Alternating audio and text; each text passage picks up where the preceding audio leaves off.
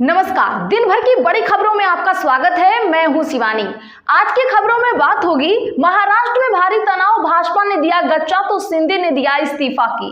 वहीं ईवीएम के खिलाफ खुद सड़क पर उतरे राहुल, आर पार की लड़ाई हुई तेज की और हार के बाद झारखंड एनडीए में बड़ी फूट, साहब जेडीयू का सीधा वार की। वहीं धनखड़ का बदला रुख आया सामने, मोदी को बड़ा झटका की। साथ ही उद्धव सेना के आरोपों पर चंद्रचूड़ को लगी मिर्ची, पहली बार पलटवार की। इसी के साथ आज दिन भर की सभी बड़ी और प्रमुख खबरों को जानेंगे विस्तार से। उससे पहले एक नजर सुर्खियों पर। महाराष्ट्र के सीएम एकनाथ शिंदे ने दिया इस्तीफा, दोनों डिप्टी सीएम रहे मौजूद। नए मुख्यमंत्री के लिए देवेंद्र फडणवीस के नाम का हुआ ऐलान। कांग्रेस के कार्यक्रम में राहुल गांधी का माइक बंद, 6 मिनट बाद ऑन हुआ तो बोले, जो दलितों की बात करेगा उसका माइक बंद होगा। सीएम नीतीश को विकास से कोई लेना देना नहीं, पार्टी प्राथमिकता। प्रशांत किशोर ने कहा, केंद्र से कभी विकास पर चर्चा नहीं की, प्रयास होगा तभी तो कुछ बदलेगा। संविधान अब संस्कृत और मैथिली में भी। संविधान दिवस पर राष्ट्रपति ने इसे जारी किया। पुरानी संसद में एक मंच पर दिखे राहुल और मोदी। बैलेट पेपर से चुनाव के लिए देश भर में चलाएंगे अभियान, कांग्रेस का बड़ा ऐलान। राष्ट्रीय अध्यक्ष के पद से लालू यादव का मांगा इस्तीफा, जेडीयू नेता नीरज बोले, संविधान दिवस से बेहतर कोई मौका नहीं हो सकता, राजनीतिक प्रभाव भी हुआ खत्म। पार्टियां अगर देश से ऊपर संप्रदाय को रखेंगी तो आजादी फिर खतरे में पड़ सकती है, उपराष्ट्रपति का बड़ा बयान। संभल बवाल पर सपा बोली, पुलिस 2 असलहे रखती है। माता प्रसाद ने कहा, मैंने खुद देखा, ज्यादातर घरों में ताले, लोगों ने छोड़ा घर। क्या एक पार्टी तय करेगी कि सुप्रीम कोर्ट किस मामले को सुने? उद्धव सेना के आरोप पर डीवाई चंद्रचूड़ का बयान आया सामने। मां वैष्णो देवी रोपवे प्रोजेक्ट के खिलाफ प्रदर्शन रुका, गवर्नर से चर्चा के बाद काम पर लौटे प्रदर्शनकारी। 15 दिसंबर तक विरोध नहीं होगा। योगी आदित्यनाथ बोले, संविधान में नहीं था सेकुलर और समाजवादी शब्द। लखनऊ में बड़ा बयान देते हुए कहा कि इमरजेंसी के वक्त चुपके से जोड़ा गया, कांग्रेस ने की छेड़छाड़। संभल बवाल पर भड़के असदुद्दीन ओवैसी, 300 साल पुरानी मस्जिद का जबरदस्ती सर्वे और मार डाले 3 मुसलमान। हेमंत सोरेन को कोर्ट से लगा तगड़ा झटका, ईडी केस में 4 दिसंबर को अदालत में हाजिर होने का आदेश, व्यक्तिगत पेशी से नहीं मिली छूट। राज्यसभा की 6 रिक्त सीटों के लिए उपचुनाव का हुआ ऐलान, 20 दिसंबर को मतदान चुनाव, इसी दिन नतीजे भी आएंगे। उपचुनाव में हार के बाद तेजस्वी ने एनडीए से कर दी अलग मांग, सदन में नए बिल की चर्चा से सियासत हुई तेज। दिसंबर में बिहार की यात्रा पर निकलेंगे तेजस्वी यादव, आरजेडी विधायकों से बोले, सत्र के बाद सीधे क्षेत्र में जाइए, ऐसा काम कीजिए कि दोबारा सदन में जा सकें। सरयू राय ने गिनाई बीजेपी की 5 बड़ी गलतियां, कहा, मुझे तो अछूत मान लिया गया था। अग्रवाल की गिरफ्तारी के विरोध में कांग्रेस सांसद शैलजा बोली, बीजेपी सरकार किसान विरोधी, उनकी समस्याओं से उनको कोई लेना देना ही नहीं है। पशुपति के बेटे ने बढ़ाई चिराग की टेंशन, बिहार में सियासी पारा हुआ हाई, गांव-गांव में हो रही है चर्चा। आज खड़गे और राहुल गांधी से मिले हेमंत सोरेन, झारखंड में कांग्रेस कोटे के मंत्री और उनके विभागों पर भी हुई बात, पीएम से मिलने का मांगा समय। दिल्ली चुनाव में हार गए तो क्या होगा? अरविंद केजरीवाल ने बताई अपनी चिंता। महाराष्ट्र हारते ही कांग्रेस पर हावी हुई टीएमसी, कहा, अहंकार छोड़े और ममता बनर्जी को बनाए अलायंस का नेता। हिंदुओं की सुरक्षा सुनिश्चित करे बांग्लादेश, भारत की 2 टूक, चिन्मयदास की गिरफ्तारी पर एमईए हुआ चिंतित।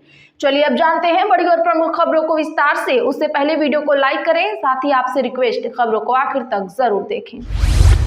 महाराष्ट्र के सीएम एकनाथ शिंदे ने दिया इस्तीफा, दोनों डिप्टी सीएम रहे मौजूद। नए मुख्यमंत्री के लिए देवेंद्र फडणवीस के नाम का ऐलान। जी हाँ, बता दें कि महाराष्ट्र के मुख्यमंत्री एकनाथ शिंदे ने आज राज्यपाल सीपी राधाकृष्णन से मुलाकात कर उनको अपना इस्तीफा सौंपा। इस दिन डिप्टी सीएम देवेंद्र फडणवीस और अजित पवार भी मौजूद थे। विधानसभा का कार्यकाल बस आज ही तक रहा, नए मुख्यमंत्री के शपथ की तारीख तय नहीं है, तब तक शिंदे ही कार्यवाहक सीएम रहेंगे। शिंदे 28 जून 2022 से 26 नवंबर 2024 तक सीएम रहे। शिंदे के इस्तीफे के बाद भाजपा विधायकों की मुंबई में बैठक बुलाई गई है। 23 में फडणवीस को नेता चुना जाएगा। इसके बाद सौहार्द गेस्ट हाउस में शिंदे, फडणवीस और अजीत प्रेस कॉन्फ्रेंस कर सकते हैं। इससे पहले भाजपा हाईकमान की ओर से नए मुख्यमंत्री के लिए देवेंद्र फडणवीस का नाम लगभग फाइनल हो चुका है। आज उनके नाम की आधिकारिक घोषणा भी हो सकती है।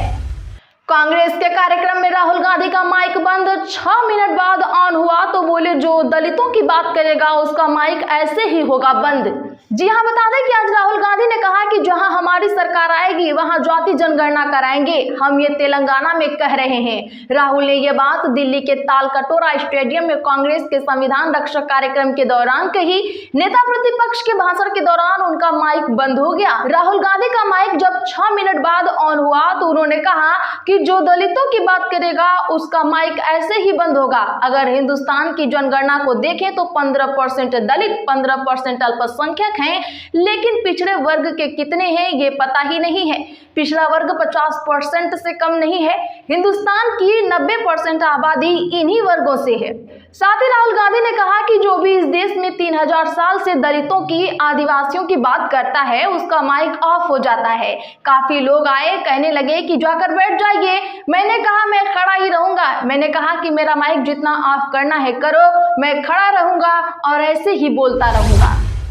सीएम नीतीश को विकास से कोई लेना देना ही नहीं, पार्टी प्राथमिकता। प्रशांत किशोर ने कहा केंद्र से कभी विकास पर नहीं की चर्चा। जी हां, बता दें कि प्रशांत किशोर ने आज मुख्यमंत्री नीतीश कुमार पर जुबानी हमला बोला। उन्होंने कहा कि नीतीश कुमार को बिहार के विकास से कोई लेना देना ही नहीं है। उनकी प्राथमिकता सिर्फ उनकी पार्टी और वह सिर्फ अपनी पार्टी के बारे में सोचते हैं। कोई ऐसी खबर बताइए कि नीतीश कुमार केंद्र सरकार से बात करने गए हों कि बिहार में चीनी मिल कब चालू होगा। केंद्र सरकार से उन्होंने कभी भी बिहार के विकास के लिए किसी भी रणनीति पर चर्चा नहीं की।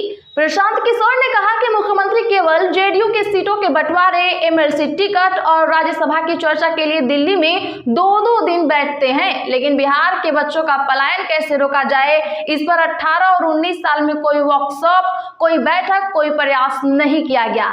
जब तक प्रयास शुरू नहीं होंगे तब तक कुछ नहीं बदलेगा। लेकिन यहाँ तो सरकार प्रयास ही नहीं कर रही है। नेता हंसते हुए कहते हैं कि अगर बिहार के लोग दिल्ली और मुंबई नहीं जाएंगे तो वहां की व्यवस्था ठप हो जाएगी। ये कोई गर्व की बात नहीं है। क्या आप प्रशांत किशोर की बातों से सहमत हैं? कमेंट में हाँ या ना जरूर लिखिए। बैलेट पेपर से चुनाव के लिए देश भर में चलाएंगे अभियान, कांग्रेस का बड़ा ऐलान। जी हां दर्शकों, बता दें कि अब कांग्रेस ने बड़ा बीड़ा उठाते हुए कहा है कि बैलेट पेपर से चुनाव की मांग के लिए देशव्यापी अभियान चलाए जाएंगे। पार्टी अध्यक्ष मल्लिकार्जुन खड़गे ने आज इसकी जानकारी दी। उन्होंने कहा कि हम यह चाहते हैं कि बैलेट पेपर से ही चुनाव हो और इसके लिए हम भारत जोड़ो यात्रा की तर्ज पर पूरे देश में अभियान चलाएंगे, ये हमारा ऐलान है। खड़गे ने कहा कि मैं एक बात कहूंगा कि पूरी शक्ति लगाकर ओबीसी, एससी, एसटी और कमजोर तबके के लोग जो वोट दे रहे हैं वह फिजूल जा रहा है। हमारा कहना है कि सब छोड़ दो और बैलेट पेपर से वोट की मांग हम करते हैं। उन लोगों को मशीन अपने घर में रख लेने दो। अहमदाबाद में बहुत से गोदाम बने हैं, वे वहां ले जाकर मशीनों को रख दे। हमारी एक ही डिमांड है कि बैलेट पेपर से चुनाव कराए जाएं। यदि ऐसा हो जाए तो इन लोगों को पता चल जाएगा कि वे कहां खड़े हैं। पार्टी अध्यक्ष ने कहा कि मेरा कहना है कि हमारी पार्टी को एक मुहिम शुरू करनी चाहिए और सभी पार्टियों को इसके लिए इसके साथ आना चाहिए। हम राहुल गांधी के नेतृत्व में भारत जोड़ो यात्रा की तरह पूरे देश में अभियान चलाएंगे। इस दौरान मल्लिकार्जुन खड़गे ने जातीय जनगणना का भी मुद्दा उठाया। उन्होंने कहा कि प्रधानमंत्री नरेंद्र मोदी जातीय जनगणना से डरते हैं। वैसे दोस्तों, आप क्या चाहते हैं? क्या बैलेट पेपर से ही चुनाव होने चाहिए? कमेंट में जरूर बताएं। पार्टियां अगर देश से ऊपर संप्रदाय को रखेंगी तो आजादी फिर से खतरे में पड़ जाएगी, उपराष्ट्रपति का बड़ा बयान।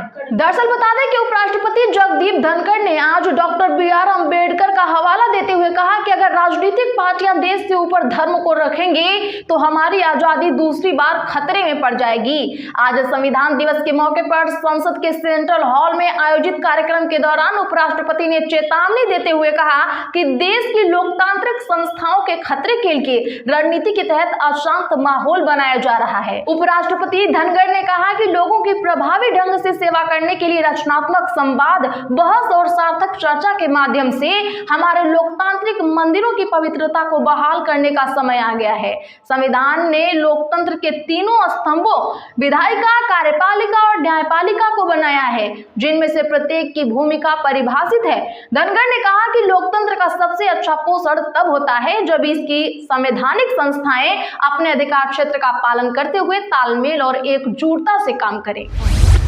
क्या एक पार्टी तय करेगी कि सुप्रीम कोर्ट किस मामले को सुने? उद्धव सेना के आरोप पर डीवाई चंद्रचूड़। दरअसल देश के पूर्व मुख्य न्यायाधीश डीवाई चंद्रचूड़ ने शिवसेना की ओर से लगाए गए आरोपों पर सफाई दी है।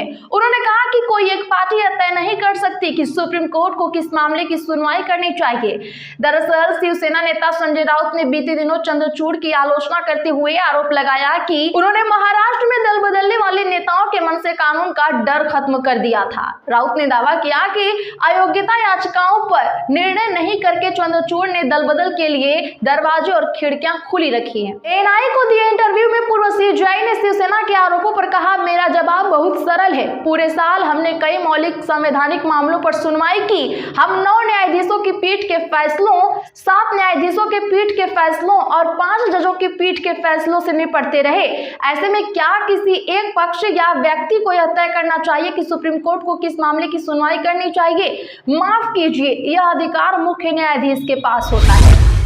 राज्यसभा की 6 रिक्त सीटों के लिए उपचुनाव का हुआ ऐलान। 20 दिसंबर को मतदान, चुनाव इसी दिन नतीजे। दरअसल बता दें कि महाराष्ट्र और झारखंड विधानसभा चुनाव के बाद अब राज्यसभा उपचुनावों का ऐलान कर दिया गया है। भारत निर्वाचन आयोग ने राज्यसभा की 6 रिक्त सीटों के लिए अधिसूचना जारी कर दी है। इन सीटों पर 20 दिसंबर को चुनाव होंगे।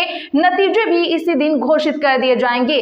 जिन सीटों पर चुनाव होने जा रहा है उनमें से 3 सीटें आंध्र प्रदेश की हैं। इसके अलावा पश्चिम बंगाल, हरियाणा और उड़ीसा की एक सीट पर चुनाव कराए जा रहे हैं। सभी सीटें मौजूदा सांसदों के इस्तीफे के बाद खाली हुई थी।